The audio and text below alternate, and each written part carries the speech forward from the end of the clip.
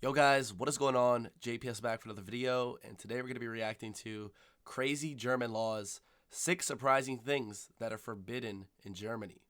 Ironically, throughout our German reaction videos, I've been really surprised by the things that aren't forbidden in Germany, like the loose regulations surrounding alcohol consumption and public nudity, and the lower drinking age, and lack of speed limits at times, things like that. So I'm really curious to see what are these things that are forbidden in Germany.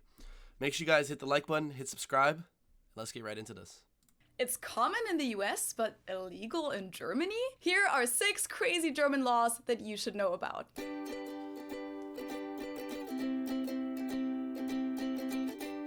Hallo, servus, and welcome back to my YouTube channel. My name is Felicia. I'm originally from Munich, Germany, but I've been living here in Cincinnati, Ohio on and off since 2016. Now, whenever people here in the US find out that I'm German, they usually ask me a bunch of questions, and one thing that I get asked a lot is if Germans are really as obsessed with rules and laws as they're often portrayed. And my answer is usually, not every single German loves rules, of course, but yes, overall, following rules is definitely something that is valued a lot in Germany, and Germans like to have regulations and laws for almost everything. However, some of those laws can be really surprising and funny, and that's why today I'll tell you guys about 6 crazy German laws. Now, of course, I'm not going to make you read any long, complicated, wordy laws in German in this video, but if you wanted to be able to read and understand those laws, I would recommend learning German on Babbel, which is today's sponsor. Since school has started, I think what I was saying in the intro, I said there's not that many laws. I guess I was saying a lot of the common sense laws that we have in the United States aren't the same in Germany. And I actually prefer a lot of the German laws that we've seen so far. But that is true. You guys do restrict a lot of things, which in turn I feel like gives you more freedom, especially when it comes to driving. But anyways, here we go. All right, let's just watch it. That's crazy. There's no way that's a law. Now, law number 1, it's illegal to run out of fuel on the Autobahn. What? As most of you probably know, the Autobahn is Germany's interstate system. If you want to learn more about it, you can check out these 2 videos.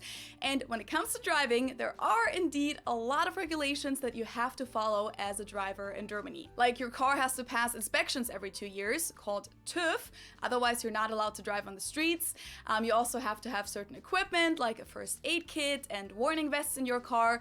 And in the winter, it's mandatory to have winter tires on your car. And yes, you're Really? also obligated to always have enough gas in your tank as a driver, and if you don't and actually run out of gas on the Autobahn, you can be fined and might have to pay 25 up to 120 euros, since this is considered preventable. And in general, it's also illegal to stop or park on the Autobahn, even in the emergency lane. I mean, unless your vehicle is actually breaking down, but even then, you won't see a lot of cars just left there on the side of the Autobahn. Whereas in the US, you regularly see broken down vehicles on the side of the interstate that were just basically parked there. And of course, since most places in the US don't use radar traps to enforce speed limits, but have cops pull people over instead, you'll often also see a car that was pulled over and also a cop car behind it in the emergency lane as well. On the German Autobahn, that would actually be considered jeopardizing the road safety, especially since on many parts of the Autobahn there is no speed limit, so people are going crazy fast. Fun fact, apparently this also became illegal in a small town here in Ohio earlier this year,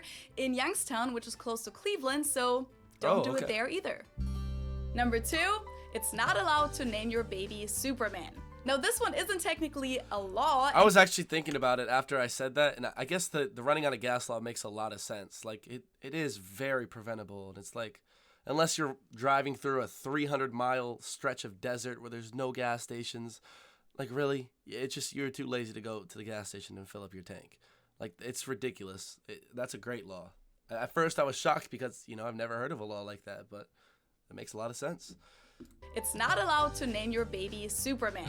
Now, this one isn't technically a law and you won't get fined for this, but fact is, and this is usually hard to believe for Americans, that in Germany, you can't just give your baby any name you want. It'll have to be approved by the local Standesamt, like the civil registration office, and there are rules as to what you can and can't name your kid. I mean, of course there are rules for that. It's Germany. We pretty much have a rule for everything. Now, whether the name you picked for your baby will be approved or not depends on different things, such as whether it's a name that actually exists, whether it'll be a reason for bullying later on in the child's life, and sometimes they also don't accept names that aren't obviously a female or a male name, which this last one is kind of ridiculous if you ask me. Here are just some examples of names that have been rejected before. Waldmeister, Junge, which just means boy, Rosenherz, so rose heart, Bierstübe, so kind of like a beer pub, Satan, or Satan in German, McDonald's, Superman, Pain, Gucci, Whiskey, or the last names of politicians like Schröder, which was Germany's chancellor before Merkel, or Lenin. And since I already see all these question marks pop up in your guys' eyes... Hell yeah, I'm like, what? I mean, listen guys, I'm not exactly for naming your kid McDonald or Satan. Like that, I wouldn't really name my kid that, but at the end of the day, if a parent wants to name their kid, like that's their kid. They should be able to name their kid whatever they want. That's my thoughts on it. I mean, I don't understand how the last name of a politician's name is going to get declined. Who cares? Unless the politician was like, he who must not be named. I mean, that would make sense to not name your kid that. Like, y'all know already what I'm saying. But actually, y'all might be thinking of a few politicians. Doesn't matter. Let's keep going. Or Lenin. And since I already see all these question marks pop up in your guys' eyes, no, you won't be able to call your kid Hitler either. Even though the first name Adolf is technically allowed. These rules are one of the reasons why you won't find a lot of crazy first names in Germany, and also why Germans are often very fascinated by what American celebrities name their kids. Number 3, deny. I'm sorry. Okay, the first law, the Autobahn law, perfect. Agree with it. Name law, hell no. Disagree completely. What are your thoughts? For the people living in Germany, for the people who have kids or are having kids, do you think it's a good process? Do you think it's just? Or are you on my side and you disagree with it? Again, I just got this little gist from the video. I don't know the complete extent of the law, but based off of what Feli is saying, hell no. Holocaust. Now, this one doesn't necessarily fit into a list of crazy or funny laws, because I think it's neither of those. However, many people from outside of Germany and outside of Europe aren't aware of this and find it a very interesting law when they first hear about it. It's illegal in Germany to deny the Holocaust. So you can't just say that the crimes of the Holocaust didn't happen. If you do, you can either get fined for it, or you can actually get prison time of up to 5 years. Now, I've read many comments on the internet saying that this indicates that Germany doesn't have freedom of speech. That's not true. We do have freedom of speech, Meinungsfreiheit, as a fundamental right in Germany. However, freedom of speech can be limited by other general laws, by provisions for the protection of young persons, Jugendschutzgesetz. Look at me, guys. I'm scratching the American in me. Freedom. They're restricting their rights. Oh my God. No, literally, like that's exactly what I'm like, is that freedom of speech? I mean, listen, I'm all for that law. Like, people denying the Holocaust can go. They got it. I mean, if you say that in public, first of all, you're gonna get penalized physically. Well, I don't know what it's like in Germany, but in the United States, in a similar situation, like, people are beating your ass. But anyways, what was I saying? But like, still, freedom of speech. Like, should you be able to say? I mean, it boils down to that. Where does freedom of speech end? I'm not sure how I feel about this. This is interesting. Let's keep watching. And another person's right to personal honor. Those general laws, which are like the first example of what can limit your freedom of speech, cannot be laws that just discriminate against one specific opinion. They have to be neutral and they have to protect another legal right. In this case, the right that they're protecting is the dignity of the Holocaust victims and their families, which is something that we value very, very highly in Germany, because after World War II, when the Federal Republic of Germany was founded, the very first paragraph of our constitution, the Grundgesetz, became human dignity shall be inviolable. To respect and protect it shall be the duty of all state authority. So that's why denying the Holocaust is illegal in Germany, even though we do have freedom of speech, and it's also illegal in 16 other countries. Okay. Number 4. Honestly, I think it's super easy, since it was in the past, to like dismiss the enormous magnitude that the Holocaust had and still has on so many people.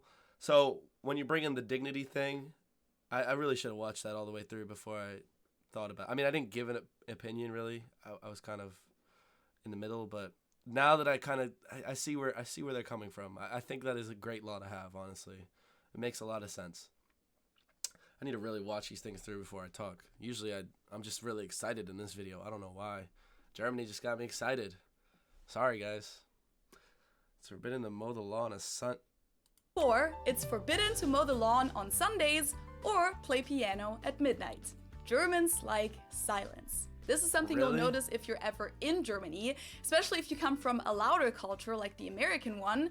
Germans tend to speak pretty quietly, especially in public. And we also appreciate having some peace and quiet at home, which is why there are tons of laws and regulations about how much noise you're allowed to make. Y'all would hate and me. when.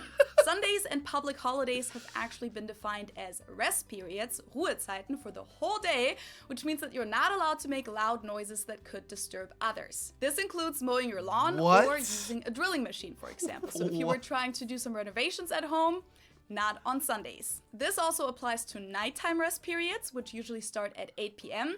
and sometimes even to lunch hours. The rules for the lunch hours usually vary though, depending on where in Germany you live, and some rules will even be made by the house management of your apartment building. The Federal High Court of Justice has even ruled that playing an instrument in rental apartments is only allowed at certain times, from 8 a.m. to noon and from 2 p.m. to 8 p.m. And even then, you can only practice for a certain amount of time. Piano players only get up to 2 hours per day, and drummers, for example, get 45 minutes in the summer and 90 minutes in the winter. Yes, German laws are very specific. Yo, I'm sorry, that is so specific. I gotta say though, I do love the fact that you guys have, workers' rights and you give rest days. What is rest? In the United States, we never sleep. We're always working. I mean, so I'll hear someone drilling or doing something, I don't know what the hell, but there's always noises. I mean, you can hear a truck with a muffler delete at like 2 a.m. just blowing by. Like, there's always noises in the United States, no matter where you are. And people really don't care. Like, they will purposely try and be loud. And we're just loud. Like, we talk loud. Like, listen to me. I'm annoying as hell. Let me stop talking. Number 5, it's not allowed to keep urns at home. This topic doesn't really come up a lot in conversations in everyday life, fortunately, but the Germans among you may have wondered about this when watching American movies before, because in the US, it's pretty common that after a loved one dies, you take the urn home with you. I've definitely seen this in movies and shows before where either it's part of a comedic moment because someone doesn't realize that it's an urn, or, of course, it's part of a drama. Well, that's something that you won't ever see in Germany because we have a law called Friedhofszwang, cemetery compulsion, that says that any mortal remains have to be buried at a cemetery, or alternatively, after a cremation, you can have a sea burial in Germany as well. Now, in the past few years, the rules have been lifted a little in different states. In Bremen, for example, it's now allowed to spread ashes on privately owned property, but you're still not allowed to take the urn home with you. In general, there's pretty big differences when it comes to funerals and cemeteries in Germany and the US. I've actually had the topic on my list for a while, so let me know if you'd want me to talk about that more in depth at some point. Okay. And number 6, you'll be punished for saying du to a cop. Okay, those of you who speak German probably understand this law right away, but for everyone else, du is the German word for you. Now, why would that be a problem if you use that with a cop? Because in German, just like in other languages like French or Spanish, we have a formal and an informal address. So depending on what relationship you have with the person you're talking to, you'll use a different pronoun and also a different grammar structure when you talk to them. Du is the informal pronoun for you, while capital Z is the formal one. The formal one is usually used with people who are significantly older, strangers, people of authority, or just people that you have a professional relationship with. It really depends on the specific situation, but if it's not a child or someone you're close with, you usually don't use the informal address with them until you two allow each other to do so. Now, since police are people of authority and you speak to them in a This is the most German thing I've ever heard. professional context, you use the formal address with them, Sie. And if you don't, and use du with them instead, that can actually be viewed as insulting an official, Beamtenbeleidigung, because it's disrespectful and you may have to pay 600 euros for it. The actual fines are decided on a case-to-case basis, but this is one number I found. I also found that showing a cop the finger gets you up to 4,000 euros. Now, technically, insulting an official is just based on the general laws of not insulting others. There's no extra laws just about insulting officials, but I would assume that police enforce this much more. Why was that not included in the video? You guys have laws on not insulting others? Okay. Listen, sometimes I do wish there were a lot more freedom of speech laws in the United States. You'll be walking down a street, and at the corner of the street, there's some dude holding a microphone saying, repent, repent. But like, when I say that's not, like, that is so common in so many U.S. cities. Like, just a microphone, huge speaker. It's not always religious things being spread, but pretty often it is. Other times it'll just be like random stuff, or someone like, you know, you can do a lot of stuff. Like, you can curse at random strangers in the United States. You can say really whatever you want. It's crazy. So when I come over here and see all these like laws in Germany about what you can or can't say, who you can or can't say it to, it's like, wow. Just culturally, there's enormous differences. It's wow. And the respect for authority, I mean, I get that, but at the same time, like, using an informal greeting or it's not even a greeting, informal way of saying or pronoun or whatever, like, is that really the informal second person pronoun? Is that really, like, you know, is that really that bad? I don't know. I guess I would have to know how informal or formal it is. Crazy. This is just so mind-boggling to me. It's so different. Damn. Extra laws just about insulting officials, but I would assume that... Oh, what else I was going to add? She said it's a 600 euro fine. What I was going to say is the fine is however bad that police officer's day was. All right? If they're having a good day, they'll probably be like, don't say that. If they're having a bad day, you're getting that full 600. If they're having a kind of, you know, average day, maybe 250, 300. Police enforce this much more than regular people do, so you should definitely be careful here. But also, I'm pretty sure that they would only enforce it if you obviously do it on purpose, and if they can tell that you're a non-native speaker and try to speak German with them and just make an honest mistake, I'm sure it's not a big deal. Got it. I have come across a few more very interesting German laws, like the ones about beekeeping, but maybe I'll mention those in the future at some point. For now, what other funny, crazy, or just surprising German laws have you heard of? Share them with me and everyone else in the comments below. All right, guys, that was a banger video. I'm telling you, Feli from Germany does not miss. Awesome channel, and it's perfect because, you know, she lives in the United States now, so there's this U.S. Germany centric focus on her channel, which makes for great content for me to react to. So hopefully you guys enjoyed this video and my reactions. Again, really I was surprised. I think at the end of the day, I do see where a lot of these laws are coming from. I heavily agree with some of them. I mentioned the ones I really think are great laws, and again, some of them I just find trouble seeing like the point, like the child's name specifically. I don't really understand that. Seems like there's a lot of restrictions on things you can do, which I mean, it makes sense. Like, you guys are used to that. But for me, just to see that, I mean, I can't imagine, like, that would be crazy to live like that. But yeah, I think it's important to always just see where people are coming from, and like why they do these things, and it'll make sense. I do really like the way Germany runs its society from what I've seen, though. Like, you guys have a super efficient like country, and a lot of stuff works really well. So a lot to be learned from the way Germans do things. But yeah, guys, hit the like button, hit subscribe. If you have other videos you want me to check out, throw them in the comments down below. Really appreciate all the support recently. German videos have been doing really well, so keep on making them for you guys. And yeah, with that being said, I'm going to catch you all in the next one. Peace.